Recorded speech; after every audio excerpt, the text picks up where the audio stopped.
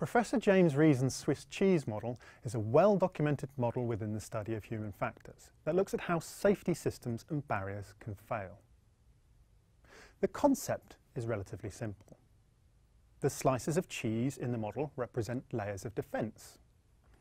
These safety barriers or systems could be anything from policies and procedures, the physical safety characteristics of an environment or product, or even individual people or teams.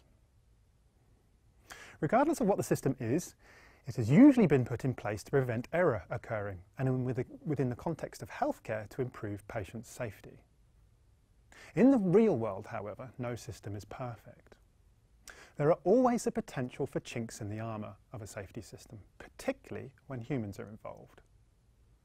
These are represented by holes in the slices of cheese and are known as latent conditions and active failures. Latent conditions are inevitable flaws in the system that will eventually lead to error. For example, poor design, procedures, or management decisions. Sometimes these conditions can lay dormant for long periods of time and are not always recognised, but if not addressed, will inevitably lead to error and a failure in that system.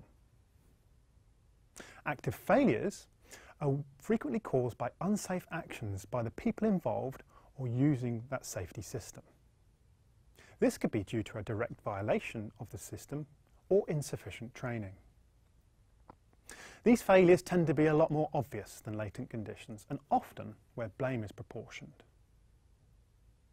Most of the time, the holes in the defence layers do not align, so even if one system fails, the following defence layer is effective and prevents serious error from occurring. There are instances, however, where a catalogue of errors leads to many or all of the defence layers failing. It is when this happens that we are usually faced with a serious patient safety incident in healthcare. Within healthcare, we often have many layers of defence in a given safety system.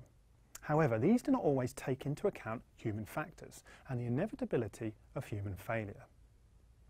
By promoting an awareness of human factors, we can hopefully make some of the latent conditions and active failures become more apparent, understand why they happen, and better still, put in active steps in place to attempt to prevent or reduce this happening further.